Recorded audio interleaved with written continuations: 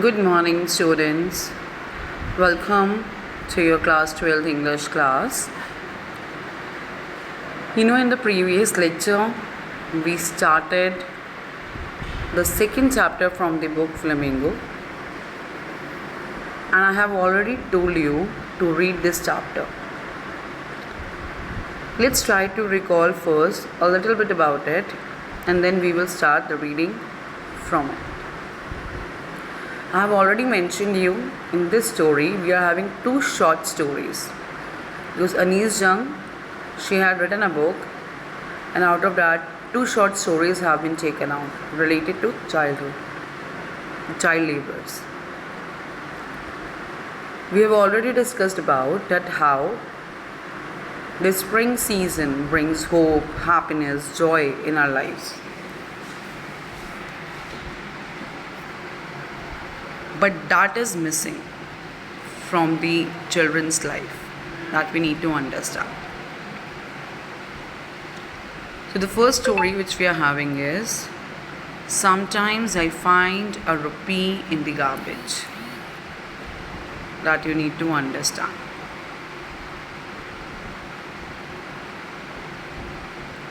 Now here, let's try to imagine. You're in teenage basically. But the childhood age, as we discussed, the best innocent phase of a life, where you are exploring yourself in different ways, like doing the things innocently. Now for you, if I would give you a scenario here, every child, every individual basically likes gifts, right? And there is a treasure hunt. So obviously you would scrounge for more, that what other things you can find out there. So same thing is there with this in the first part of the story, that is about Sahib-e-Alam, which I told you. The story is based in Simapuri area. We need to scrounge more and more gifts when we are having a treasure hunt. Next thing, you are fortunate enough that you are going to the school, you are having the education in your hand. But those who belong to the poor category, below the poverty line, they are not able to enjoy the education, right? They are busy in helping out, they're supporting out their family members in earning the money to fulfill their tummies actually, their bellies actually. So their daily task is to have something. Now here what we need to know, that Sahib-e-Alam, right? As I said, this is the story of Sahib-e-Alam. He lives in Simapuri area and he is a rag picker, those who pick the garbage. Now story is Sometimes I Find a Rupee in the Garbage. So it's a very interesting thing for these rag picker boys. The first few lines I have explained to you yesterday only, but still try to understand. Why do you do this? I asked Sahib, whom I encountered every morning scrounging for gold in the garbage dumps. So Anise Jung, when she met Sahib-e-Alam, she raised a question to him. Whenever every morning she used to meet him. Who was scrounging, means searching, scrounging and searching for gold in the garbage dumps. Now gold. Now you would be thinking, in garbage dumps, how can there would be a gold? By chance or by mistakenly somebody has thrown? No. In the garbage dumps, they are looking, Sahib and the other rag pickers, they are looking for the things which are useful for them. Now things which are useful for them are like gold only. Are you getting my point, class 12? Sahib-e-Alam and other people, other boys, other rag pickers, they were searching the things in the garbage dump which are useful to them. That is why gold word has been used for them, because daily they need to earn their livelihood. Sahib left his home long ago. Long ago means, as I mentioned, set amidst He used to live in the green fields of Dhaka, his parents and other rag pickers. His home is not even a distant memory, so it's not even in a memory now. There were many stories that swept away other fields and homes. There were many storms, sorry. So when they used to live in Dhaka, there were the storms.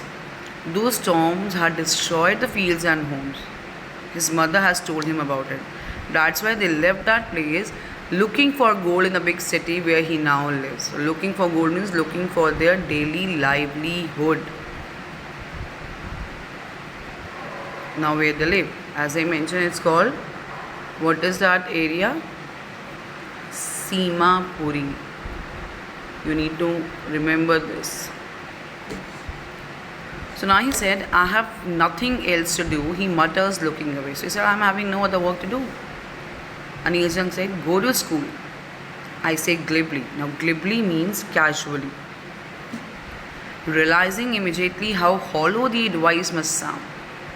So she gave the advice, go to school in a very casual manner, without realizing that there are no school and they can't afford also to go to the school. Right? Then what happened next? Let's try to understand the next few things. Now he said, there is no school in my neighborhood. When they build one, I will go. So he said, there is no school in my area. So she said, if I start a school, will you come? So she raised a question. I asked, half joking. Yes, he says, smiling broadly. He said, yes, when there would be a school, I will come. And few days later, they met again. Later, I see him running up to me. So few days later, he came up to me and said, is your school ready? See, he remembered that thing. So he raised this question. So what she said, it takes longer to build a school, I say, embarrassed at having made a promise that was not meant. So she felt embarrassed that although I made a promise, but I was not the one who used to fulfill that promise. I just made it in a very casual tone. So she said, but promises like mine abound in every corner of his bleak world. No, she said that basically to herself, that in this world, there are a number of promises which are there to break actually, which never fulfills. So she even made the promise in that normal manner, in the general tone, but never meant to fulfill that. So she said there are a number of promises here which never fulfills. Right? I guess this much is clear. Next. After months of knowing him, so now they are meeting on a regular basis, I asked him his name.